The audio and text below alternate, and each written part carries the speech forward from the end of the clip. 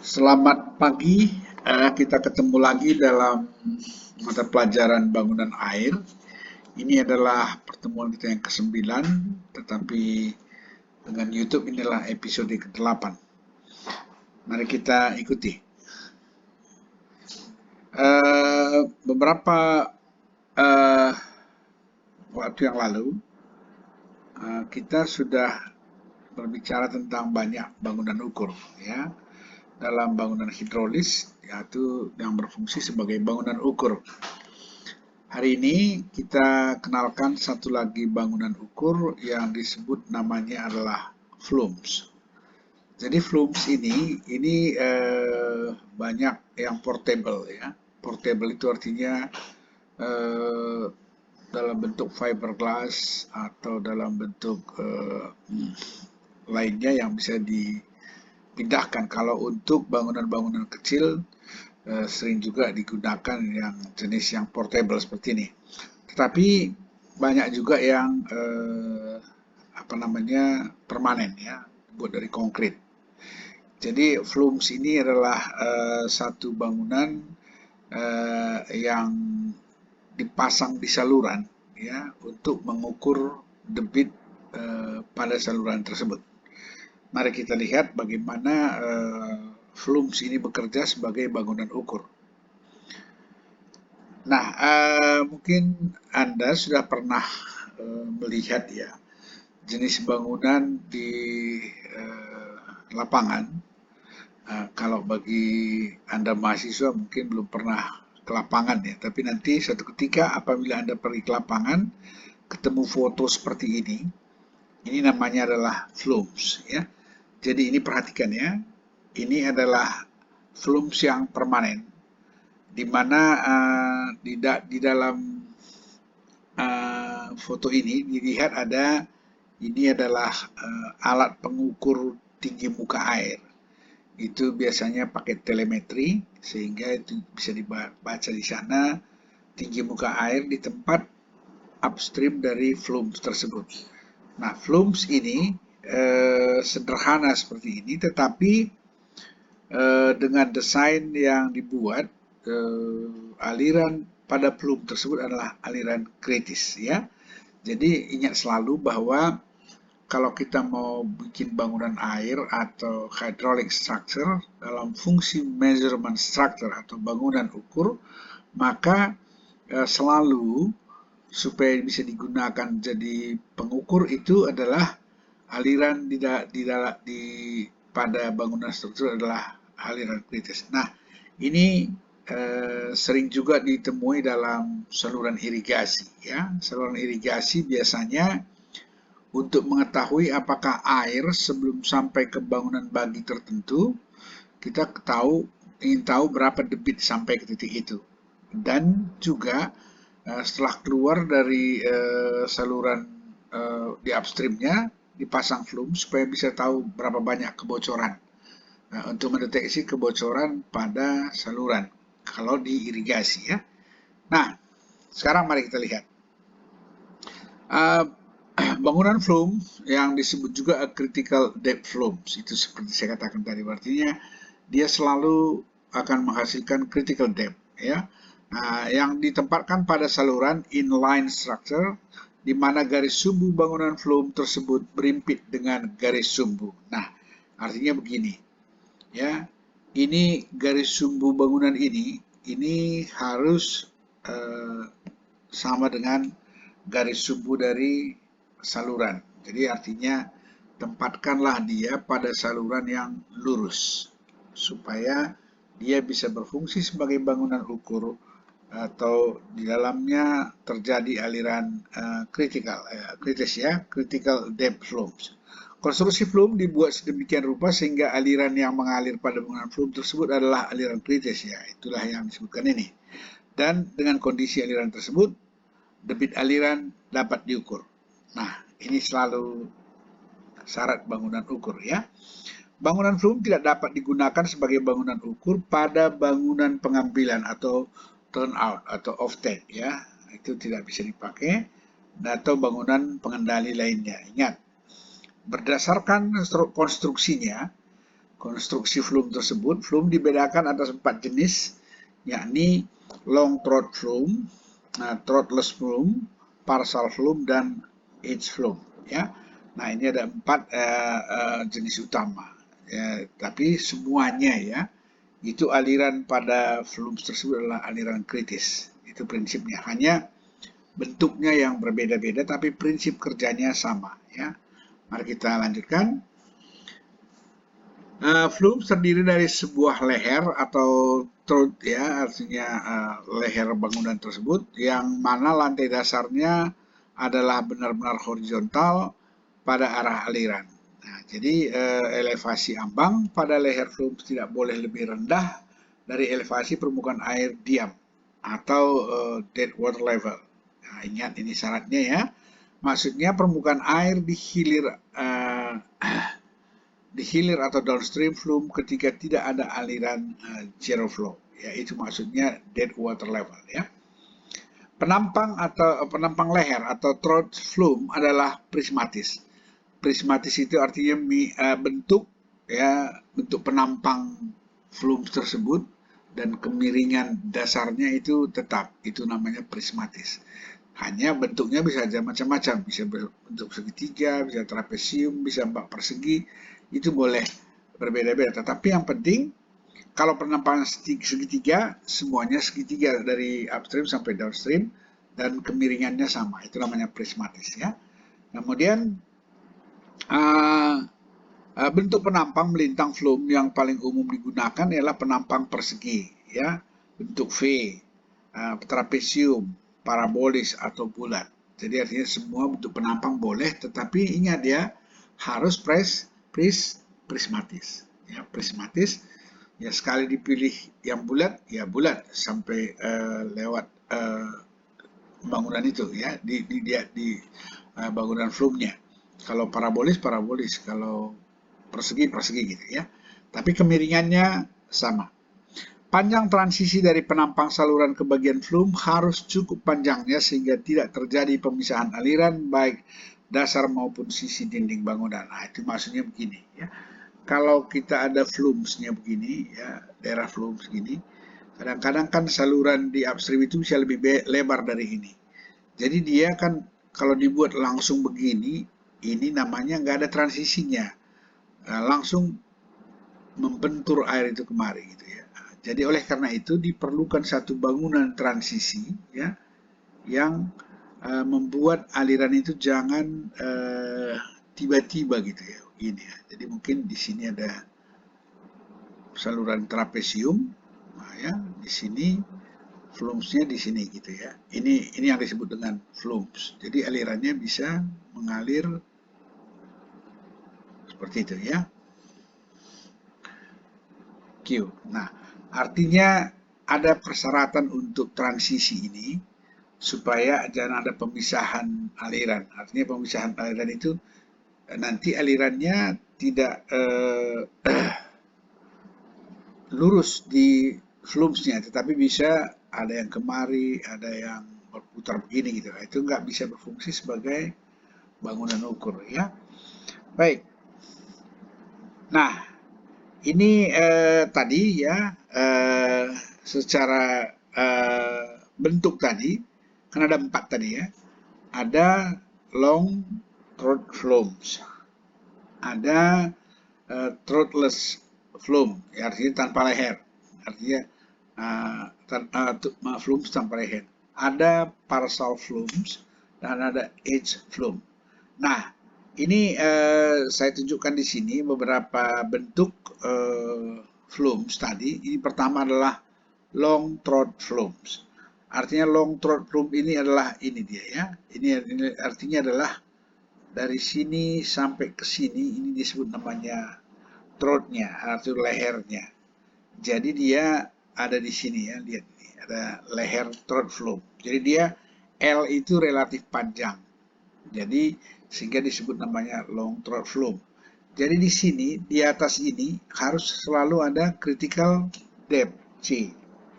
Jadi kalau tidak ada critical depth, maka dia tidak akan bisa digunakan sebagai bangunan ukur, gitu ya.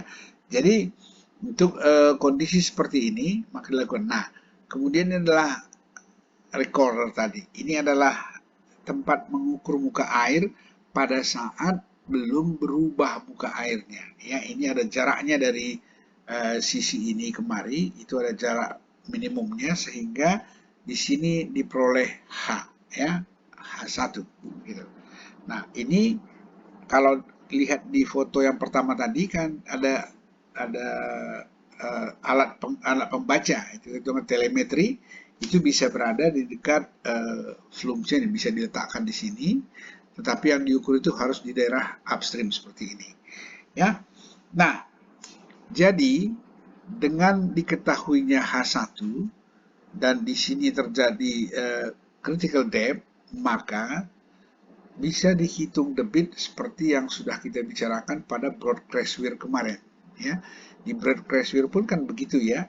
Artinya apabila di atas broad crash weirnya ada critical depth, maka kita akan bisa gunakan menurunkan rumus di titik critical depth, karena selalu, ya, pada critical depth itu Froude numbernya kan sama yang 1 gitu, ya. Jadi itu dasar kita untuk menurunkan rumus supaya kita bisa dapatkan hubungan antara H dan Q gitu, ya.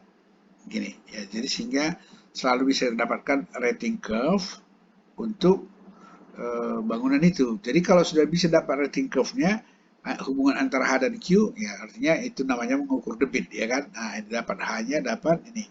Ini recordernya H, bacaan ini, nanti dengan menurunkan rumus critical depth tadi, kita akan peroleh hubungan antara H dan Q.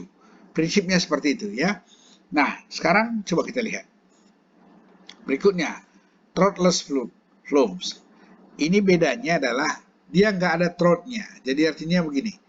Ini di sini, ya, itu langsung berubah. Ada satu flumes yang artinya di upstreamnya kemiringan transisinya itu beda, di belakang pun berbeda. Tetapi tidak ada throat-nya. Kalau yang tadi kan ada yang begini, kemudian ada throat-nya gini, ya, kemudian begini gitu, ya. Nah, begini. Terus di sini ada yang transisi begini, ya, ada yang lurus bisa begini, ya. Bisa lurus, bisa melingkar untuk transisinya, ya. Ini yang namanya transisi. Ini juga adalah transisi, ya. Nah, ini ada throat-nya.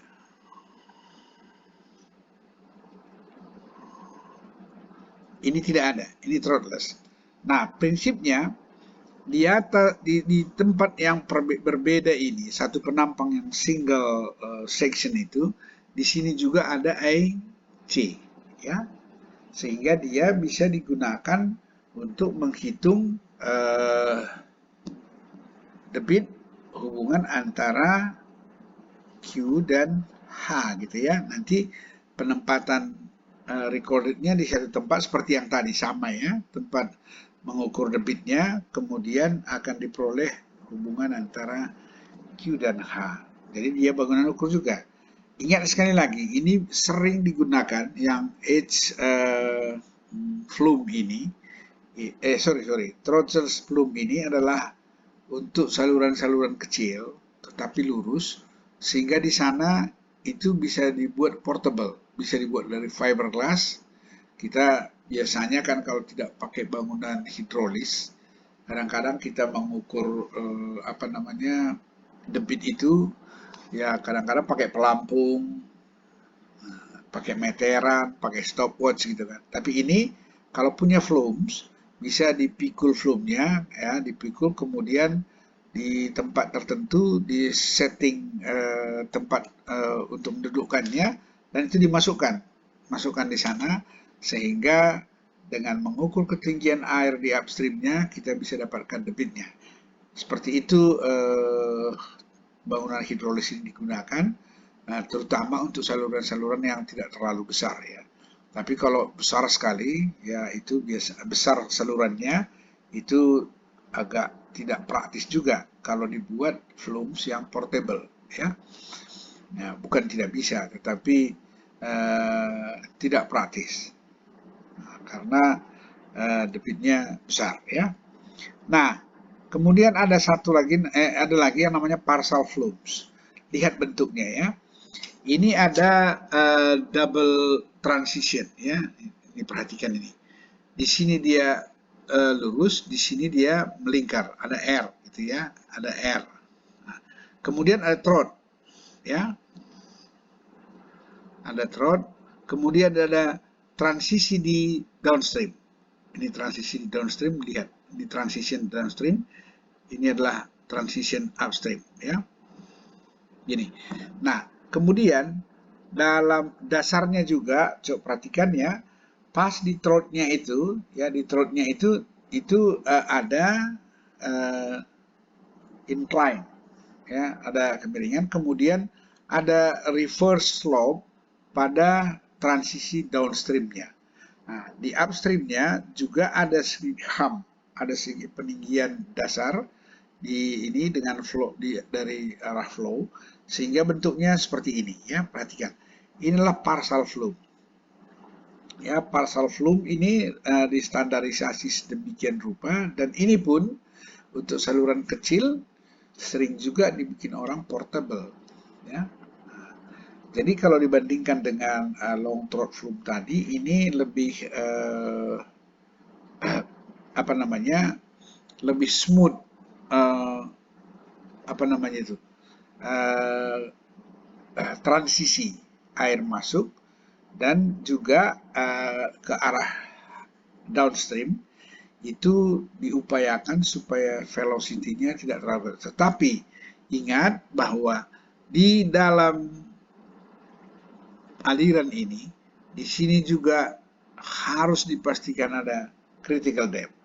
Sehingga dengan adanya critical depth ini, selalu kita turunkan rumus dari kondisi kritikal, di mana dalam kondisi kritikal itu adalah energinya minimum dan Froude number-nya sama dengan 1, sehingga selalu bangunan ukur seperti ini, sehingga akhirnya sama seperti yang tadi, kita akan dapatkan hubungan H dan Q. Ini adalah rating curve-nya ya. Jadi sama semua prinsipnya, tetapi bentuknya beda-beda ya. Jadi bukan saja bentuk plan-nya berbeda, itu penampangnya pun bisa beda. Ada yang penampang begini, ada yang penampangnya begini, ada yang trapesium begitu ya. Ini penampang di throat-nya itu ya, di throat atau di penampang di flume-nya tersebut ya. Nah, jadi dengan penampang yang seperti itu ya, maka rumus alirannya itu di formulasi, sehingga kemanapun kita bawa hanya tinggal mendapatkan besaran H. Jadi itu ya, partial flume itu tipikal plan and section ya, adalah seperti ini, atau geometri ya. Itu geometri dari partial flume ya. Geometri ini tipikalnya, jadi seperti ini. Jadi apa yang diperoleh dari masing-masing tipe ini itu adalah koefisien discharge ya, apakah itu CD, CV gitu ya. Dia akan berbeda antara satu tipe dengan tipe lain, tetapi prinsipnya adalah critical depth channel ya. Jadi dia critical depth channel gitu ya. Apakah dia tipe long throat, throatless atau partial, prinsipnya sama. Nah, ada satu lagi. Ini yang sering umumnya adalah portable ya. Ini edge flume. Edge flume ini seperti ini. Ini kan terbuat dari fiberglass ini. Coba perhatikan ya. Ini bisa diangkat ya, diangkat kemudian bisa ditempatkan di mana kita mau ukur. Jadi ini biasanya untuk saluran-saluran yang kecil. Umumnya ya, kalau umpamanya ada pipa seperti ini, ya kan. Nah, pipa sebenarnya aliran pipa itu biasanya kalau dipasang meteran ada venturi meter namanya, itu bisa dipasang sana, atau ada gate valve bisa dipasang untuk menghitung debitnya. Tetapi bisa juga pada outlet satu pipa seperti ini digunakan edge flume seperti ini. Ya. Yang penting adalah pada saat air keluar dari pipa seperti ini, di luarnya dipasang edge flume ini, nanti kita bisa hitung berapa besar debitnya dengan menggunakan rumus Flumes. Ya, kalau kecil kali pipanya mungkin bisa pakai ember ya, ember dan stopwatch. Tetapi ini Flumes ini bisa continuous flowing. Yang penting jangan spill ya, sesuai dengan besarnya flumenya, dan dia bisa hitung. Nah, oke, sekarang berarti ada 4 jenis utama Flumes tadi ya. Satu adalah long throat flumes, throatless flume, partial flume, dan edge flume. Jadi semua ini namanya adalah critical depth channel, ya.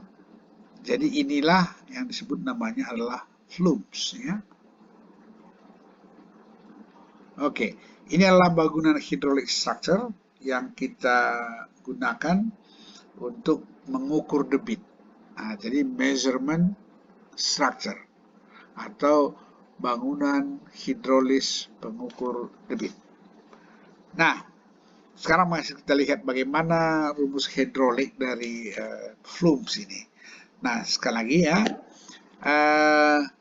kita dalam kuliah ini saya akan jelaskan satu jenis saja, yaitu long throat flume. Karena nanti perbedaannya dengan jenis yang lain hanya dalam bentuk koefisien discharge dan koefisien CV ya, dari masing-masing jenis. Nah, secara prinsip dia kita ikuti dengan penjelasan pada throat flume ya, long throat flume.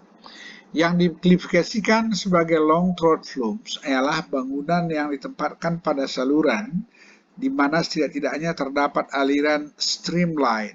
Ingat ya, pada kuliah-kuliah sebelumnya sudah saya jelaskan apa yang dimaksud dengan streamline. Pada leher throat, ya, yang throatless itu artinya di throatless itu tidak punya leher ya, berarti pas di titik itu. Ada streamline walaupun dalam jarak yang pendek. Nah, setidaknya jarak pendek. Apa yang maksudnya kalau ada streamline? Sehingga pada lokasi tersebut dapat diasumsikan bahwa ada terjadi distribusi tekanan hidrostatis. Jadi prinsip long throat flume ini bahwa di sana ada terjadi prinsip hidrostatis rho GH, pressure-nya ya ini ya. Jadi syaratnya apa? Harus ada terdapat setidak-tidaknya walaupun pendek ada streamline. Baik, kondisi atau anggapan tersebut memungkinkan kita untuk menurunkan dan menghasilkan berbagai persamaan yang berkaitan dengan tinggi energi head H ya, dengan debit Q. Ini artinya rating curve tadi ya, gini ya. Ini Q dan ini H. Nah, dengan besaran koefisien debit discharge koefisien pada rumus yang dihasilkan. Discharge-nya CD dan CV. Nah, sekali lagi, partial flumes, apakah long throat flume, partial flume, edge flume, atau throatless flume, itu yang membedakannya adalah bentuknya dan barang tentu bahwa CD dan CV-nya, koefisien discharge-nya berbeda ya. Kita teruskan. Disarankan bahwa bila mana flume memiliki kontraksi atau contraction atau peninggian atau hump, artinya ada penyempitan dan peninggian permukaan. Itu seperti partial flume tadi ya. Itu kan ada peninggian ya. kemudian ada contraction. Contractionnya dari mulai lebar ke kecil. Itu umumnya seperti partial flume atau flume yang seperti itu. Nah, transisi daripada ambang dinding harus memiliki panjang yang sama. Maksudnya dasar flume dan transisi dinding samping harus dimulai dari titik yang sama pada dasar saluran pemandu seperti diperlihatkan pada slide berikut. Nanti saya tunjukkan gambarnya. Tapi prinsipnya begini. Ini kalau umpamanya di start di sini transisinya berubah, ya artinya ini titik startnya harus sama. Ya. Kemudian yang kiri dan yang kanan ini harus simetris. Jangan pula dia tidak simetris sehingga nanti aliran di sini itu tidak bisa tidak bisa laminer dia dan tidak akan menghasilkan karakter yang kita perlukan untuk pengukuran debit ya untuk bangunan ukur. Untuk dasar flume yang datar, perhatikan ya, lantai pintu transisi dan lantai saluran pemandu harus rata, datar, dan tidak ada titik yang tinggi daripada tidak ada titik yang lebih tinggi daripada titik masuk daripada leher trot. Jadi artinya begini, kalau ini datar lantai, tidak ada hump, tidak ada peninggian dasar saluran, maka pastikan bahwa tidak ada titik pada flume ini yang lebih tinggi daripada throat-nya. Kalau ini ada throat-nya di sini ya, ini throat ya, itu tidak ada yang lebih tinggi dari ini, gitu. Sehingga tidak ada drop, ya gitu ya. Nah kemudian sejauh 1 kali H1 maksimum, artinya baik ke upstream maupun ke downstreamnya tidak boleh ada yang lebih tinggi dari dia. Nah, tadi kan kalau kalian perhatikan tadi di partial flume itu kan di downstreamnya itu kan ada elevasi yang mungkin lebih tinggi dari throat ya. Ini untuk lantai yang datar tidak boleh. Karena hulu upstream tempat pengukuran tinggi permukaan air. Nah, tapi ini ditetapkan ke arah upstream ya, ke arah upstream. Letak mistar pengukur tinggi muka air dimaksud ditempatkan pada jarak 2 hingga 3 H maksimum. Jadi maksudnya kalau di sini kita punya flumes ya, ini flumes, ini throat-nya gitu ya. Itu untuk mengukur H gitu ya, itu harus setidak-tidaknya 2 sampai 3 H1 maksimum. Ini H1 ya. Jadi kalau H1 maksimum itu sama dengan H1 plus V1 kuadrat per 2G kan gitu ya. Selalu seperti ini. Nah, itu maksudnya hasil itu harus ditempatkan di sini. Supaya apa? Supaya backwater akibat transisi itu tidak berpengaruh terhadap tinggi air yang kita gunakan sebagai sebagai parameter untuk menghitung Q ya, H ini. Nah, letak mistar 2 sampai 3 H. Nah, coba perhatikan gambar ini. Ini adalah typical geometry flow. Jadi tadi saya sebutkan bahwa ini adalah yang pakai leher ya, yang ada lehernya, atau seperti partial flume, long throat flume, atau edge flume. Ada yang tidak berleher tadi, yaitu hanya sampai di sini saja ya. Nah, perhatikan ini. Ini kebetulan penampangnya adalah persegi ya. Ini penampangnya ini kan persegi nih, penampang flumes ya. Ini transisinya, ini adalah di sini. Ini transisi ke salurannya. Lihat, perhatikan ini ya. Jadi transisinya ini harus dibuat sedemikian rupa panjangnya supaya jangan ada pemisahan aliran. Di sini juga di bagian downstream, coba lihat ini ada juga transisi ya. Transisi. Jadi secara umum flumes itu dibuat sedemikian rupa. Yang menjadi pengukur debit yang alirannya teratur itu ada di throat-nya ini, ya, sepanjang L. Jadi kalau dia L seperti ini disebut namanya long throat flumes. Nah, ini dalam transisinya ini harus dibuat radiusnya. Radius tertentu supaya apa? Supaya ini kan kalau dari upstream ini kita lihat salurannya kan berbentuk trapesium begini ya. Nah, berubah ke ini persegi ini persegi, di sini trapesium. Perubahan trapesium ke persegi ini harus dibuat transisinya seperti ini ya, rounded gitu, pakai radius R, dan ini harus simetris kiri dan kanan, dan dia harus di bagian yang lurus tadi ya, dari saluran, apakah itu salurannya saluran irigasi atau saluran jenis lain ya, tetapi pastikan bahwa posisi itu benar dibuat sedemikian rupa. Nah, kemudian dengan memperhatikan ini, maka kita lihat ya, ini adalah tipe flumes yang ada HAM-nya ya. Jadi coba ada transition, ada peninggian dasar saluran atau dasar saluran pada flumes tersebut. Nah, jadi ini ada A ya, kemudian mungkin ini sama yang ini juga berbeda gitu ya. Jadi kalau ada perbedaan di situ mungkin ini ada A0 gitu ya. Nah, jadi ada dua di situ, perbedaan dasar di downstream dan upstream, dan perbedaan antara HAM, peninggian ini, di puncak ini ya, dengan ini.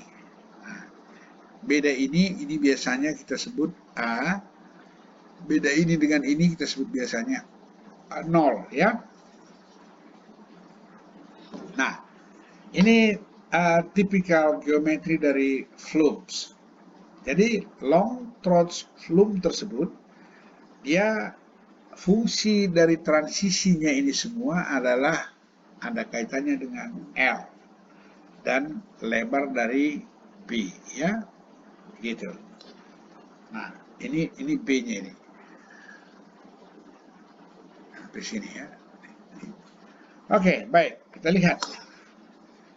Nah, untuk kemudahan konstruksi, maka bentuk bangunan transisi yang direkomendasikan ialah berbentuk lingkaran seperti yang ini tadi. Ini lingkaran, ada R-nya kan? Mana ada ini? Lingkaran dan ada R-nya. Untuk memudahkan ini transisinya, oke? Nah,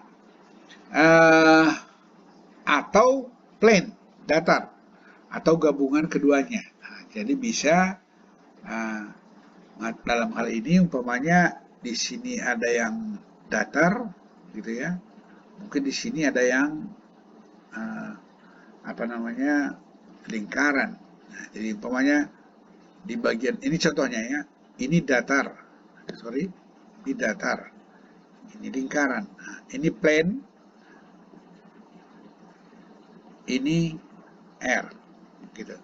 Jadi bisa digabungkan atau bisa dari mulai di sini kemari lingkaran. Oke.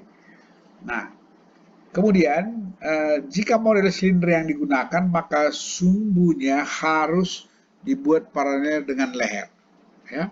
Nah, flumes dan tersambung pada pintu masuk daripada leher flume. Jadi maksudnya begini, kalau dipakai yang lingkaran gitu ya, itu harus mulainya dari sini, gini, dan ini pun dari sini gitu. Jadi harus sama kiri dan kanan seperti saya sebutkan tadi ya. Jadi seperti itu. Jadi kalau memang dipakai yang lingkaran ya. Baik. Kemudian diameter silinder tersebut direkomendasikan besarnya sekitar 2H maksimum. Jadi maksudnya ini ya, ini R, ini sekitar 2H1 maksimum gitu. Tujuannya apa? Supaya jangan ada pemisahan aliran, supaya dia tetap streamline dan transisinya itu berjalan dengan baik sehingga tidak mengakibatkan turbulensi yang menghambat fungsi dari bangunan ukur atau flums kita ya. Nah, jadi selanjutnya, bangunan flum secara hidrolis harus menghasilkan jenis aliran sedemikian rupa sehingga kondisi hidrolis aliran di bagian upstream dan downstream flum tidak ada yang terhubung atau dia independen. Ini yang kita sebut adalah modular limit ya. Nah, jadi dalam hal tersebut maka bangunan tersebut haruslah merupakan bangunan yang bersifat modular limit. Ini juga berlaku untuk pressware seperti yang saya jelaskan minggu yang lalu ya. Jadi modular limit itu maksudnya kan seperti yang saya jelaskan itu, ini muka air di upstream, ini muka air di downstream gitu ya. Jadi dia dengan debit yang sama, permukaan ini tidak pernah sama ya. Ini adalah H2 di downstream, ini adalah H1 di downstream dari referensi yang sama ya. Jadi oleh karena itu pastikan bahwa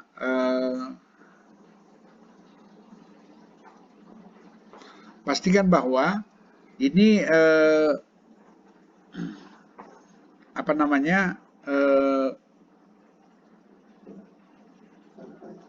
bangunan kita atau flums kita adalah bersifat sama dengan pressware, yaitu modular limit ya.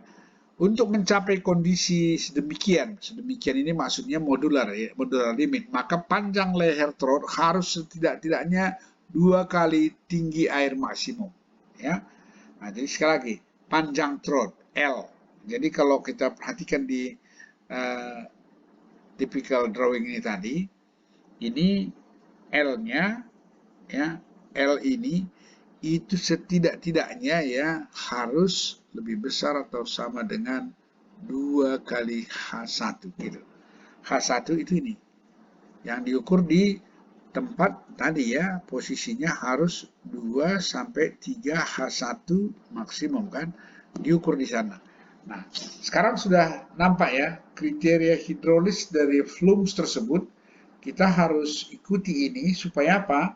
Supaya fungsi bangunan ukurnya berjalan sebagaimana mestinya ya. Oke. Dengan demikian maka secara hidrolis tipikal bangunan flum tersebut adalah seperti diperlihatkan pada slide berikut ini. Nah, ini ya. Nah, sekarang kalau kita perhatikan ini maka long section dari flum tersebut memperlihatkan hubungan hidrolis antara ukuran-ukuran flums dengan debit. Nah, sekarang coba perhatikan ya, typical long section dari flums ini. Ini berlaku nanti untuk flums yang lainnya juga ya, tetapi ada beberapa perbedaan di dalam koefisien discharge-nya. Nah, ini adalah titik ya, sebenarnya ini adalah titik di mana muka air tersebut diukur ya. Ini adalah recorded ya, H1. Nah, di sini ada V1 kuadrat per 2G ya kan. Ini adalah H1 dan total ini adalah H1. Nah, di dalam kondisi ini itu diasumsikan begini ya, ini ada kehilangan energi ya. Ini kalau saya gambarkan, ini kira-kira adalah 1/8 dari theta ya. Kalau theta itu dianggap adalah total kehilangan energi dari kondisi total energi dengan energi pada titik 0 gini ya. Ini adalah delta ya. Nah, jadi biasanya ini adalah kalau Ford number kita itu sama dengan 1, kemudian ini aliran kritis itu di IC, maka total energi di HC itu ya, HC itu sama dengan 1,5 dikali dengan EC ya. Ini kemarin sudah kita rumuskan sudah kita turunkan di dalam kuliah-kuliah sebelumnya ya. Jadi ini adalah sesuatu yang umum di dalam bangunan ukur ya, bahwa energi total pada titik di mana terjadi critical depth itu, maka besar energinya adalah 1,5 kali critical depth-nya. Nah, untuk kondisi di mana diasumsikan ada energi akibat kehilangan energi akibat ada HAM seperti ini, itu biasanya adalah sekitar 1/8 dari total kehilangan energi ya. Nah, ada kalanya ini diabaikan, bisa dianggap itu sama dengan 0, tapi ingat itu asumsi ya. Nah, oleh karena itu berdasarkan ini akan diturunkanlah rumus discharge atau hubungan antara H yang kita ukur di sini dengan debit yang keluar di sini di titik critical depth-nya ya. Artinya kita dapatkan H1 pada titik ini ya, yang jaraknya tadi adalah ini 2 sampai 3 H1 itu maksimum ya. Letak untuk pengukuran H1-nya ya. Jadi H1 di sana. Sehingga nanti akan dapat ini adalah H1, ini adalah Q. Walaupun debit itu dihitung di sini. Jadi artinya kan dari hukum kontinuitas ini kan Q1, ini adalah QC. Ini kan Q1 sama dengan QC, kan gitu kan?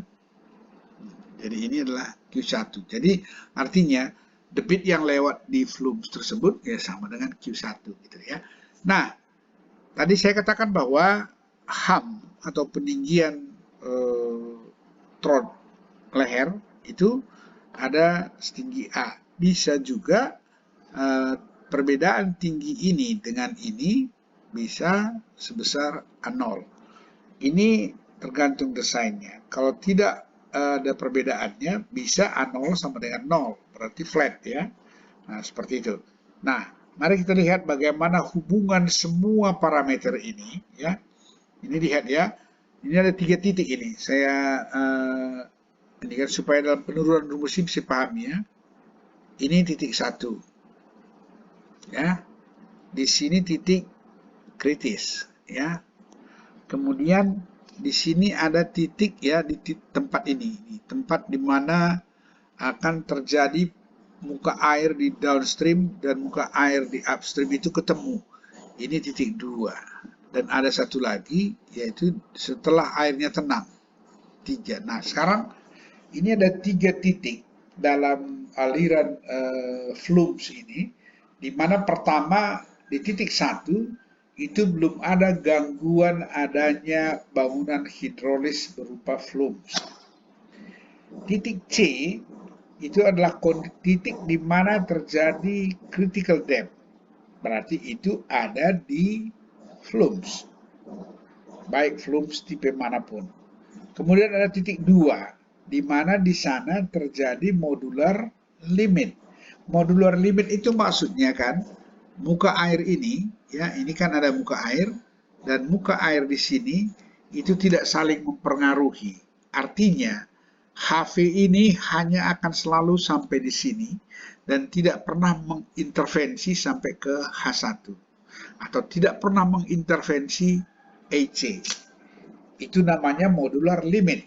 Itu terjadi pada titik 2. Dan itu masih di dalam wilayah flumes. Baru titik 3 sudah keluar dari flumes, berarti sudah saluran lagi, itu namanya adalah titik 3 dengan ketinggian H0. Kenapa H0 tidak sama dengan H1?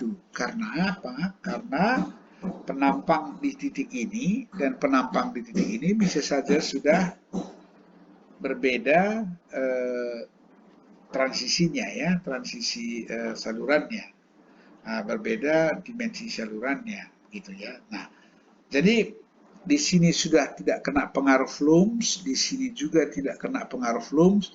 Jadi wilayah flux tersebut adalah mulai dari titik ini sampai ke titik ini. Nah, ini yang penting. Jadi dalam persamaan kontinuitas itu ya, itu Q1, QC, QV, Q0 ini semuanya sama. Itulah persamaan kontinuitas. Jadi inilah fungsi flux ya. Jadi kalau tadi saya bilang kan bahwa flux ini bisa diangkat-angkat gitu. Kalau yang kecil bisa portable. Inilah diangkat yang sudah dimodelkan. Artinya sudah didesain di laboratorium dengan kondisi seperti ini. Inilah rumusnya. Gitu. Rumus debitnya. Jadi artinya asal terbaca di sini H1, maka flux yang kita bawa itu akan memberikan debit Q. Nah, katakan ini adalah H1 ya, H1, maka akan dapat Q1 gitu. Selalu begitu. Jadi yang penting adalah pada posisi 2 sampai 3H ini di atas ini untuk pemasangan ini itu diukur levelnya. Walaupun dia portable, bawa Mister Pelskal, ukur debitnya yang ambil referensinya sama dengan dasar dari trotnya ya. Baik, nah sekarang kita lihat secara garis besar rumus debit pada flux tersebut adalah seperti ini ya, di mana M tersebut ya secara umum itu adalah 0,98, di mana R dalam rumus ini ya, R dalam rumus ini adalah sama dengan B per B, lebar saluran pengantar, approach channel untuk penampang persegi. Tadi penampangnya bisa banyak ya, bisa segitiga, bisa trapesium, bisa persegi, bisa parabola. Tapi yang penting ya apa tadi? Prismatis ya. Oke, apa itu prismatis? Adalah satu saluran ya, yang bentuk penampangnya sama, bentuk penampang dan kemiringan salurannya sama. Ya, baik. Nah, sekarang coba. Tadi kita ceritakan satu adalah modular limit. Itu yang saya bilang tadi. Di titik HV ini atau ketinggian HV ini, ya, itu tidak boleh mengintervensi H yang di atasnya. Ya, atau HIC atau H0 atau H1 ya, sehingga dalam gambar itu tadi kalau diperhatikan gambar ini ya, gambar yang kita buat ini tadi ini ya, coba perhatikan HV itu apa? Itu adalah HV tambah D. Itu D ini sebenarnya adalah VD kuadrat, V kuadrat per 2G ya. V di titik ini, kecepatan di sini itu adalah ini ya. Itu adalah HV. Nah, kalau ini V kuadrat ini V di titik V ya, ini HV kuadrat. Jadi ini adalah sama dengan EC dikurang beta 1,5 kurang beta kali EC per B. Ini rumus modular limit. Maksudnya bagaimana? Ini harus seperti ini supaya jangan ada pengaruh dari muka air di downstream dengan di upstream ya. Ini downstream, ini upstream. Ini Q, ini H gitu ya. Seperti ini. Jadi ini adalah rumus modular limit. Harus dipenuhi ini supaya dia modular limit. Jadi kalau dipenuhi itu, maka ada persyaratnya. Kalau ada ini trot ini ya, ada peninggian trot atau ada HAM gitu ya, atau A lebih besar dari 0. Jadi kalau dalam kondisi seperti ini ya, itu ini maaf ya, ini taruh gini. A0 ya. Kalau A0 dalam gambar tadi ya, yang ini maksudnya ya, ini. Jadi kalau itu lebih besar dari 0, maka nilainya B itu ini 0, beta ini 0,35. Kalau dia A0-nya ya sama dengan 0 atau rata dasar apa namanya flux itu, maka dia 0,25. Kemudian ini EC sama dengan Q ini rumus biasa karena ini untuk stroke 1 meter ya bisa dihitung besar itu dengan menghitung dengan Froude number sama dengan 1 akan kita peroleh seperti ini ya. Nah, kemudian satu lagi syaratnya adalah critical depth harus lebih kecil dari 1,1 dari panjang throat. Ini adalah rumus modular limit. Jadi artinya apa? Semua bangunan flux yang kita pasang harus memenuhi ketentuan ini supaya permukaan air di downstream dan tidak mempengaruhi permukaan air pada flux. Sehingga critical depth-nya itu free flow dan dia bisa digunakan sebagai bangunan ukur ya. Nah, dengan demikian kalau kita tadi saya katakan ya, apabila kita anggap bahwa ada satu kehilangan energi ya di atas critical depth itu besarnya adalah sebesar ini ya, sehingga 1,5 IC tersebut itu adalah sama dengan H1 total energi di tempat pengukuran di sini ya. Ini kan critical depth-nya kan di sini ya, critical depth-nya di sini. Ini EC-nya, ini EC, ini H1 kan gitu kan. H1 itu begini. Nah, ini sampai di sini. Nah, ini ada penurunan sedikit di sini yang 1/8 dari theta.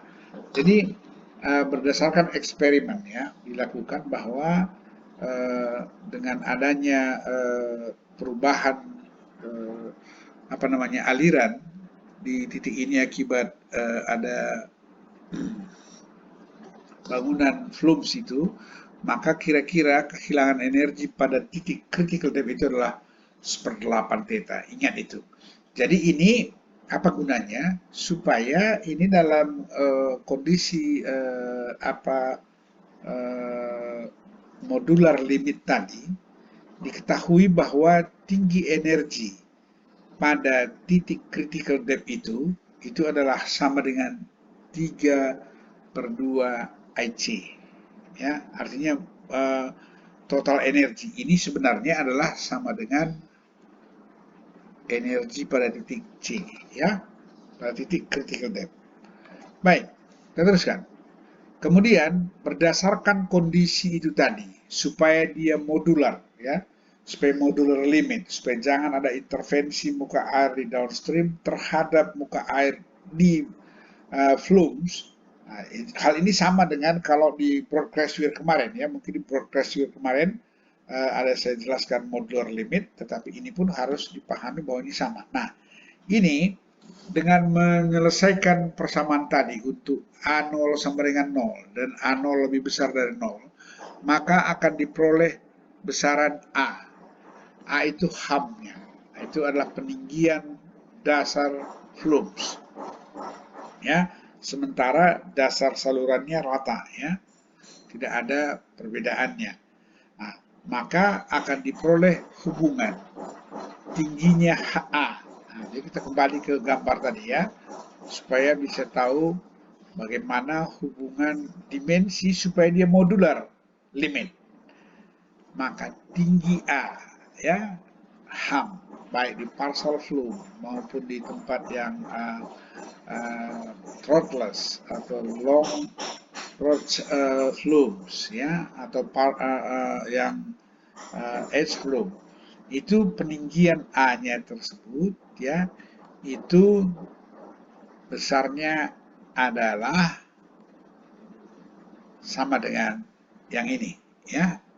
Dan apabila dia lebih besar dari 0, artinya dasar saluran di upstream dan downstream berbeda ya, berarti lebih besar dari 0 artinya itu harga mutlaknya ya. Maka rumus tersebut digunakan untuk menghitung A. A itu HAM peninggian dasar flumes. Nah, di mana B itu adalah lebar flumes, ya. Lebar flumesnya itu bisa apa namanya, kalau dia 4 persegi, maka B itu adalah besar ini, B, ya, seperti ini, gitu, ya. Dan ini biasanya adalah IC kan, gitu kan, sehingga Q itu sama dengan B kali IC, ya, dikali dengan velocity VC, gitu ya, seperti ini. Inilah yang kita sebut dengan discharge. Nah, sekarang ini adalah rumus dari berbagai jenis penampang. Tadi sudah saya sebutkan bahwa penampang flume itu bisa 4 persegi seperti ini, bisa segitiga seperti ini, bisa trapesium seperti ini, bisa gabungan antara 4 persegi dengan segitiga seperti ini. Dalam kondisi seperti itu, maka yang berbeda itu adalah rumus-rumus daripada flume tersebut. Nah, perhatikan, untuk kondisi penampang yang seperti ini, itu debit di atas flume adalah sama dengan H1 pangkat 1,5. Ya, jadi artinya ini yang umum untuk yang rating curve yang tadi, ya. Gini, ini biasanya kita pakai seperti ini, Q. Ini pangkat parabola ini pangkat 1,5, ya, ingat nih, pangkat 1,5. Kalau dia 4 persegi. Nah, ini yang selalu berbeda dengan yang lain. Nanti kalau lain lain bentuk, lain koefisiennya, ya. Nah, sekarang coba perhatikan yang berikutnya. Kalau dia segitiga, maka dia pangkat 2,5, ya, pangkat 2,5. Ini artinya sangat sensitif terhadap perbedaan muka air, betul. Kenapa? Karena dia tidak linear kan pertambahan debitnya, tapi dia pangkat makin lama kan makin lebar permukaan atasnya. Jadi pangkat 2,5 dengan rumus seperti ini, ya. CDCV beda antara 4 persegi dengan segitiga, ya.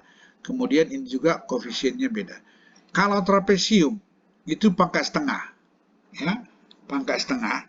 Jadi CD sama dengan BEC dan rumusnya ini, ya. Jadi artinya rating curve-nya dibangun dengan pangkat setengah. Kalau pangkat setengah hampir begini nih, ya. Nah, kalau pangkat 2,5 itu posisinya lebih landai begini, ya. Nah, ini H, ini Q. Ini H, ini Q, gitu. Nah, kalau gabungan antara segitiga dan 4 persegi, apabila H1 lebih kecil dari 1,25 HB. HB itu adalah yang segitiga ini, ya. H1 itu adalah tinggi energi pada titik 1. Maka pakai rumus ini pakai 2,5. Jadi dia hampir agak flat begini, ya. Nah, kalau dia di atas ini, dia lebih tinggi mendekati trapesium, ya. Itu kira-kira dia lebih sedikit begini. Nah, ini semua rating curve.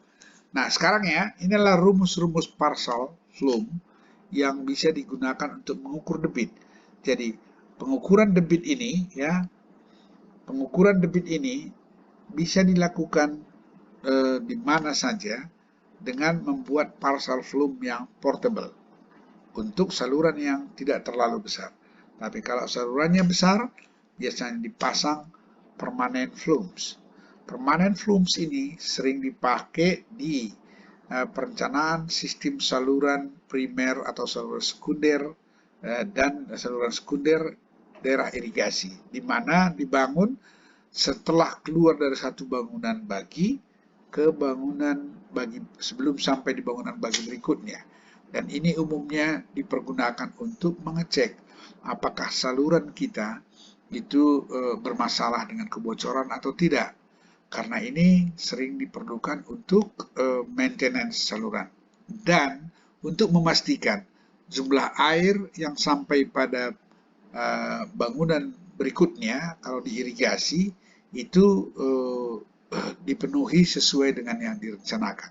Baik, saya kira sampai di sini pertemuan kita hari ini. Sampai ketemu pada episode berikutnya. Salam.